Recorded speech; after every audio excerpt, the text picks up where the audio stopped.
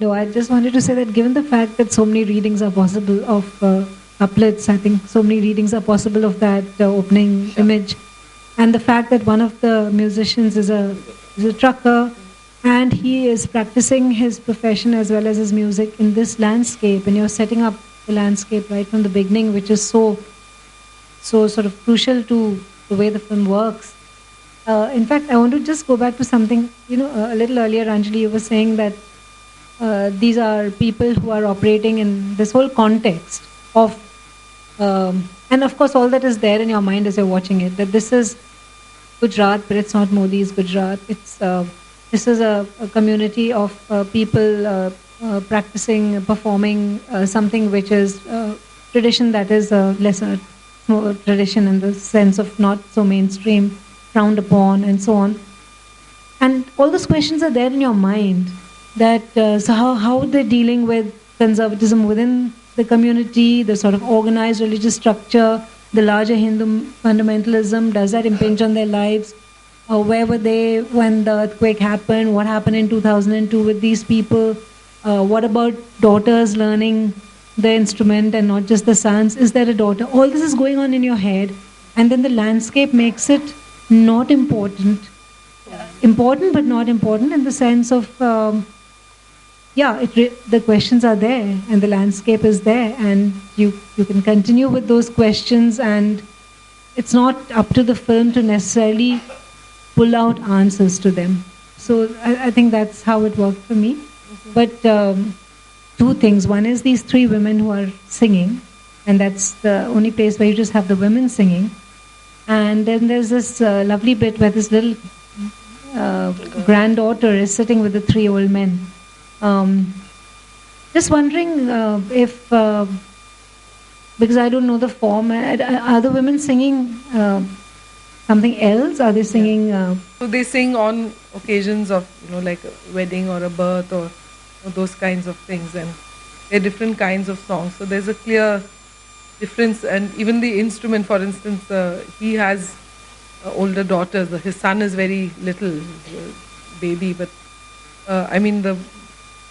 I don't think he would teach his daughters to play that instrument. So it is a patriarchal kind of a situation. But we found that women did have their own space and they were fairly articulate. And interestingly, in all the cases, we found the men were like helping. We didn't ask them to, cut vegetables or do anything. We just said, well, we want to. And very naturally, the men were kind of actually doing things in the kitchen and, sweeping the courtyards and all that, which we found was, quite interesting. The little girl, I thought, creates a certain tension because she's sort of there. Her grandfather is earlier sort of, patting her on the back. Then later, she's there. She's accepted. She's a kid. She's also maybe wanting to get out at some point. The other things, all this conversation is sort of not really something she can understand or is very interested in. Also, you feel that she may not really, if she were a little older, be included in a conversation like this. So it creates a tension, which is again a kind of comment, and it's interesting. These questions that you raised about, what about the tension, we did kind of explore some of those, but I don't think we have any. We couldn't, do it in the film. I mean, it's plus, even the question about Pakistan and the border and all that, we did raise, but it did not take us much further. Because the only thing that I could say is that the whole entire Kutch didn't have any communal or ethnic violence when the entire. So there are other kinds of tensions that are building up.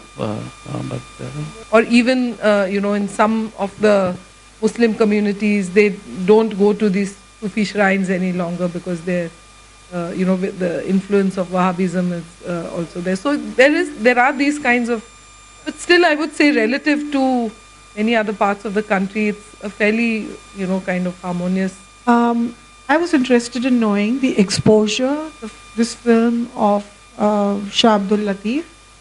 What is the exposure and what are the returns? Thank you. On our part, we take it around and wherever we can, we show it. We've been having screenings which are, not that many. And Haji had an interesting idea when we went back to show the film, he said, "Oh, you should make CDs of this and sell it in the local heart, the village market." And he said people will buy it because they don't get access to these kinds. They don't see themselves. The Sindhi culture, the kind of local this thing. There's no material of that kind that's available. Sometimes they get some CDs from Pakistan or something like that, but there's very little. So he said people will definitely buy if you make copies, but of course we couldn't do that. We're hoping that whatever copies we gave them, they have duplicated it, and that's what we found with our earlier film. We had given copies to the protagonists, and when we went back there, we could hear that one evening we were sitting and could hear the sort of familiar sounds. So we said, "Yeah, where does it come?"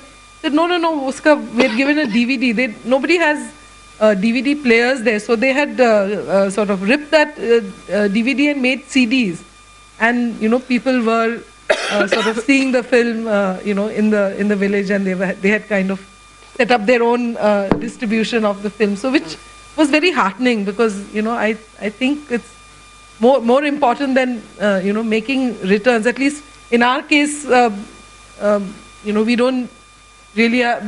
It is important for filmmakers who are living off their films to make returns on the films, but for us in this particular situation, I think what's more important is if the film travels on its own in different ways through different circuits and to a variety of audiences, I think then that's big reward. Thank you so much for being here. Thanks.